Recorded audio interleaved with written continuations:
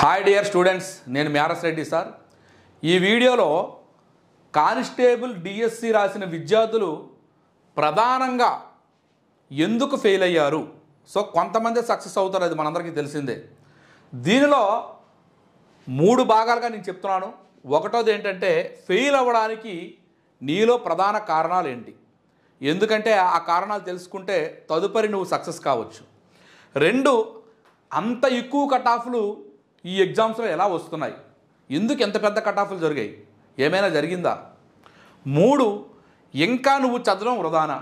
3-4 సార్లు రాశాను సార్, ఇంకా రాలేదు, మరి నా యొక్క జీవితం ఇంతే, నేను వదిలేస్తాను, లేదా వృధానా, మరి చదవాల్సిన అవసరం లేదా. వీటి కోసం మనం డిస్కస్ చేద్దాం. ముందుగా మీ అందరికీ నేను కోరుకునేది ఏంటంటే ఒకటే సార్, ఏంటి సార్, ఈరోజు చిన్న కామెడీ వీడియోస్, ఏదో గృహిణుల వంటలు, చిన్న డ్యాన్సులు, అటువంటి ఛానల్ పెట్టి 6 నెలల్లో లక్షల సబ్స్క్రైబర్లు వెళ్తున్నారండి. మీకోసం ఈ వీడియో చేయడానికి మేము చాలా వరకు కష్టపడతాం, అది కూడా విద్య. ఎందుకంటే ఈ రోజున మంచికి చెడుకున్నంత ఆధారం లేదు, సో మంచికి చాలా తక్కువ. మరి ఎడ్యుకేషన్ అనేది ప్రతి కుటుంబంలో ప్రతి వ్యక్తి అభివృద్ధికి సంబంధించింది కదా. అందుకోసం దయచేసి మన వ్యూవర్స్ అయినా ఎవరైతే చూస్తున్నారో మీకు తెలిసిన డిఎస్సి, కానిస్టేబుల్, అలాగే ఇతర కాంపిటేటివ్ అభ్యర్థులకు ఈ వీడియోని షేర్ చేయండి. మీరు ఒకవేళ సబ్స్క్రైబ్ చేయకపోతే సబ్స్క్రైబ్ చేస్తూ ఆ బెల్ ఐకాన్ ఖచ్చితంగా ఇచ్చేయండి. మన ఛానల్ ఆదరించండి, ప్రతి ఒక్కరికి షేర్ చేయండి, ఎందుకంటే ఇది చాలా ఇంపార్టెంట్ వీడియో కూడా. మరి అలాగే మన గ్రూప్ 2లో ఏ విధంగా అయితే చేసామో ఆర్ఎస్ రెడ్డి ఇన్స్టిట్యూట్ యాప్ అన్న మంది కింద డిస్క్రిప్షన్లో ఇస్తాం. ఆర్ఎస్ రెడ్డి ఇన్స్టిట్యూట్ యాప్ ద్వారా మనం అందిస్తున్న కోర్సులు అన్నమాట ఇవి. గ్రూప్ 1, గ్రూప్ 2 ఎండోర్మెంట్ ఆఫీసర్ త్వరలో వస్తుంది. అలాగే ఇప్పుడు high court, district court, forestry, SI and constable, అలాగే ఆర్ఆర్బి గ్రూప్ డి త్వరలో, ఇవన్నీ కూడా మనం కోర్సులు అందిస్తున్నాం. వీటి కోసం ఇక్కడ మీ నెంబర్లు ఇచ్చాం, మీకు కావాలంటే ఈ నెంబర్స్ కాల్ చేసి మీరు ఖచ్చితంగా మీ సక్సెస్కి ఉపయోగించుకోవచ్చు. 9491601342, 8374315777. ఓకే, ఇప్పుడు మనం వీడియోలోకి వెళ్దాం. ఒక్కసారి చూడండి సార్, మీరు ఫెయిల్ అవ్వడానికి ప్రధాన కారణాలు. ఒక విషయం సార్, ఈరోజు ప్రపంచంలో నువ్వు ఎంత గొప్ప విజేతమైనా, నువ్వు ఎక్కడ ఫెయిల్ అయినా కారణం నువ్వే, మనకు మించి ఇంకే లేదు. మనమే కారణం అండి ప్రతిదానికి. సో మనలో ప్రధాన కారణం ఏంటంటే కన్సిస్టెన్సీ ప్రిపరేషన్ లేకపోవడము, బలమైన కోరిక లేకపోవడం. ఈరోజు సక్సెస్ అయిన వాడు నువ్వు పెద్దగా తేడా ఏమి ఉండదండి. వాడు ఏం చేస్తాడంటే, ఈరోజు కానిస్టేబుల్కి 3 సంవత్సరాలు టైం ఇచ్చారు, వాడు 3 సంవత్సరాలు కన్సిస్టెన్సీగా చదువుతాడు. ఈరోజు ఎన్ని మార్కెట్లో రూమర్లు వచ్చినా, ఎన్ని రకాలుగా వచ్చినా, కోర్టులో కేసు ఉన్నాయన్నా, లేకపోతే ఎగ్జామ్ రద్దు అయిపోద్దన్నా, ఏమన్నా సరే వాడి పని ఒకటే, కన్సిస్టెన్సీగా చదవడం. 2, బలమైన కోరిక. వాడి పేదరికం కావచ్చు, లేదా సొసైటీలో పెద్దగా అభివృద్ధి చెందాలని అనుకోవచ్చు, లేదా నేనంటే ఏమిటో నీ నిరూపించుకోవాలనుకోవచ్చు. ఒక కసి, ఒక పట్టుదల, ఒక సంకల్ప బలం, ఇవన్నీ పెట్టుకుని వాడు ముందుకు వెళ్తాడు. నువ్వేమో దాన్ని చేసుకోలేకపోతున్నావు. నిజంగా నీకు ఆ కసి ఉందా? నిజంగా నువ్వు ఈ కన్సిస్టెన్సీ మెయింటైన్ చేసావా? నిజంగా నీ కోరిక అంత బలంగా ఉందా? ముందుకే వెళ్దాం, వెనక్కి తిరిగి చూడకూడదనేంత కసి ఉందా?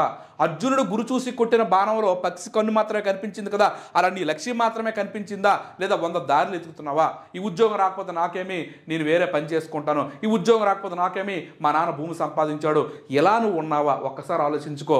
ఎప్పుడైతే కన్సిస్టెన్సీగా గురి చూసి కొట్టిన బాణంలో లక్ష్యం మనకు కనిపించేది ఒక్కటై ఉండాలి, అప్పుడు ఖచ్చితంగా నువ్వు సక్సెస్ అవుతావు. మరి నీ లోపం ఏంటో చూసుకో. నీ లోపం నువ్వే. నీ లోపల ఉండే ఏవైతే బలహీనతలు ఉన్నాయో అవే నిన్ను వెనక్కి మల్లుతున్నాయి. మరి 2వది చూడండి సార్, ఒకసారి సమయం సరిపోలేదు సార్, మాకు 30 రోజులు ఇచ్చారు కానిస్టేబుల్కి, 45 రోజులు ఇచ్చారు డిఎస్సికి. తప్పవచ్చు ప్రభుత్వాన్ని, కానీ ఒక్క మాట గుర్తుంచుకోండి. ఏంటి సార్, డిఎస్సి గత 7 సంవత్సరాల నుంచి ఇవ్వలేదండి. ఇది 7 సంవత్సరాల నుంచి ఇవ్వలేదు, అప్పటి నుంచో చదువుతూనే ఉన్నారు టెట్లు రాస్తూ. కానిస్టేబుల్ నోటిఫికేషన్ 3 సంవత్సరాలు అయ్యిందండి. మరి ఈ కన్సిస్టెన్సీ నువ్వు మెయింటైన్ చేసావా? నేను చాలామందిని చూశాను సార్, క్లోజ్ అబ్జర్వ్గా చాలామందిని చూశాను. ఎక్కడ చూసానంటే కానిస్టేబుల్ ప్రిలిమ్స్ ఇచ్చిన తర్వాత గ్రౌండ్స్కి టైం లేట్ అయ్యింది. లేట్ అయిన వెంటనే వీడు గ్రౌండ్ పెట్టడు, హోంగార్డ్ కేసు కోర్టులో ఉంది, మరి జరగదని చెప్పి, మరి ప్రిలిమ్స్ అయిన వాళ్ళు కూడా అక్కడి నుంచి చదువుకోవచ్చు కదా. గ్రౌండ్ పెట్టనీయండి, చదువుతాము, గ్రౌండ్ ఇస్తే చదువుతాము. మనం ఇప్పుడు గ్రౌండ్ ప్రాక్టీస్ చేస్తామని గ్రౌండ్కి వెళ్ళడం, అక్కడ గ్రౌండ్ కూడా వేయరు. కనీసం ఏ విధంగా అంటే మరలా ఈ యొక్క కానిస్టేబుల్ కోసం హోంమంత్రి వీళ్ళందరూ ప్రకటన చేసి మా బాబు పెట్టేస్తారంటే అది ఉట్టిదే, ఇది ఇలాగా అంటుంది, వేస్ట్, పెట్టరు అన్నారు. 30 రోజులు పెట్టేశారు. సో అందువల్ల ఒకటి గుర్తుంచుకోండి, మనము కాలాన్ని మనం ఇప్పుడు కూడా ఒకటే గుర్తుంచుకోండి, మనల్ని మనం మోసం చేసుకోరాదండి.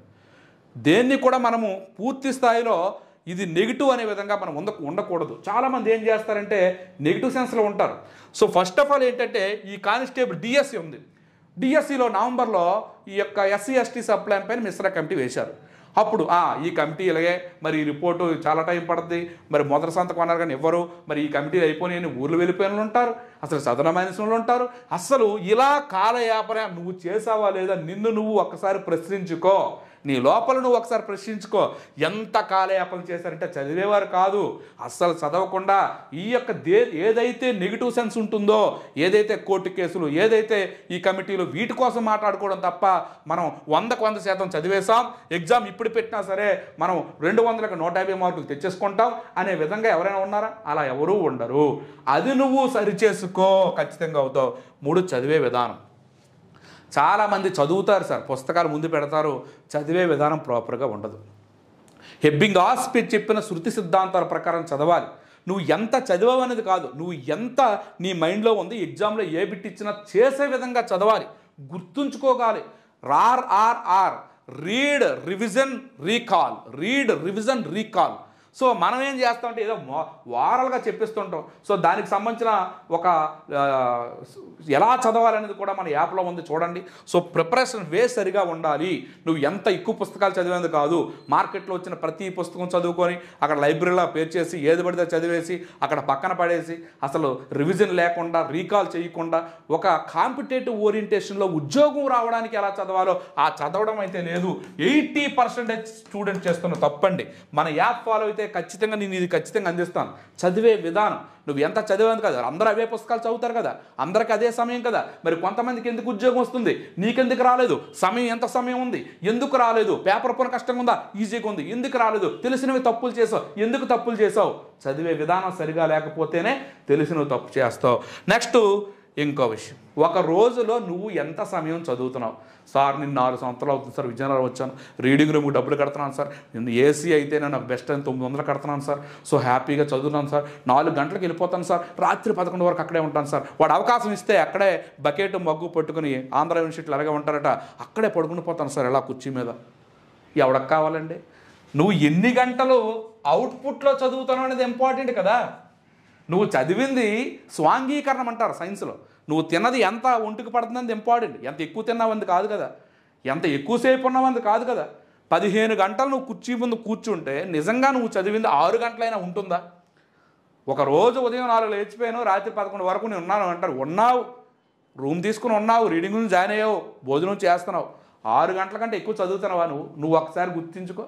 ఒక నోటిఫికేషన్ ఇచ్చి ఎగ్జామ్ డేట్ ఇస్తేనే 10 గంటల కంటే ఎక్కువ చదువుతున్నారండి. నార్మల్ టైంలో చదువుతున్నారా మీరు? అసలు నార్మల్ టైంలో కూడా అదే చదవాలి. మేము చదివాం అలా, నార్మల్ టైంలో కూడా అదే చదవాలి. చాలామంది అడుగుతారు, సార్ ఒక రోజుకి ఎంత సమయం చదవాలి సార్? ఎంత సమయం ఏంటండి? 1 సెకండ్ కూడా వృధా చేయకుండా చదవాలి. నీకు 1 గంట ఖాళీగా ఉంది, మైండ్ ప్రశాంతంగా ఉంది, ఈరోజు సార్ 10 గంటలు చదవమన్నారు, అయిపోయింది, ఇంకెందుకు లేని కూరుకుంటావా? సో ఖచ్చితంగా మన మైండ్ ఎంత యాక్సెప్ట్ చేస్తే అంత చదవాలి.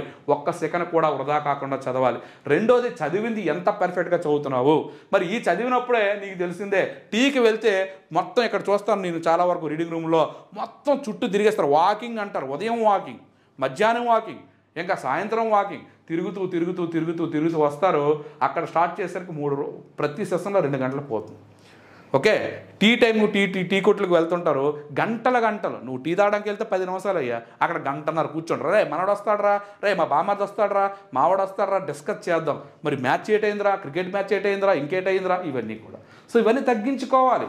ఓకే, నెక్స్ట్ అదేవిధంగా నీకు ఇంకోటి ఏంటంటే పార్ట్ టైం జాబ్. అమ్మో ఇంటి దగ్గర ఎంతైనా అడుగుతామని చెప్పి పార్ట్ టైం జాబ్ జాయిన్ అవుతారు.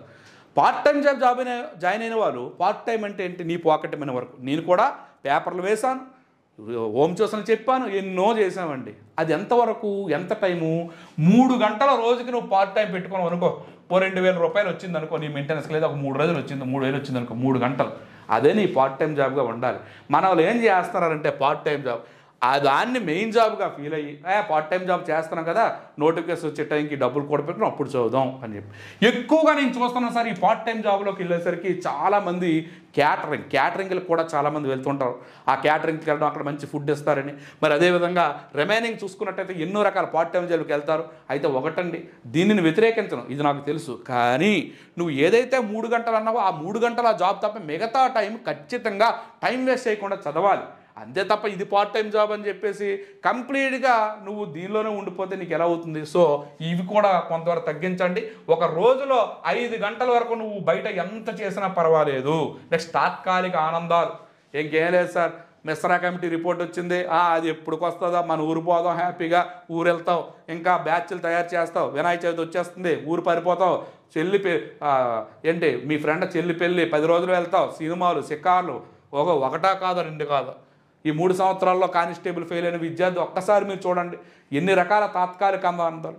ఏమండి, ఉద్యోగం వచ్చిన తర్వాత జీవితాంతం శాశ్వతానందం ఉంటుంది కదా, ఎన్ని రకాలుగా నువ్వు టైం వేస్ట్ చేసావు, ఎన్ని రకాల పండగలు, పబ్బాలు, తిరణాలు, పెళ్ళిళ్ళు, ఎంత టైం వేస్ట్ చేసావు. ఒక బలమైన కోరికే ఉంటే నీకు ఖచ్చితంగా ఈ ఉద్యోగం సాధించాలని కసి ఉంటే నీ భవిష్యత్తు నీకు కనిపించి ఇదే నా భవిష్యత్తు, నా కుటుంబం, నా పిల్లలు, రేపొద్దున నా భవిష్యత్తు, నా తరతరాలు, మరియు నేను ఏ విధంగా బతకాలని ఆలోచన నీకు ఉండుంటే ఈ తాత్కాలిక సుఖాలను వదులుకోలేవా?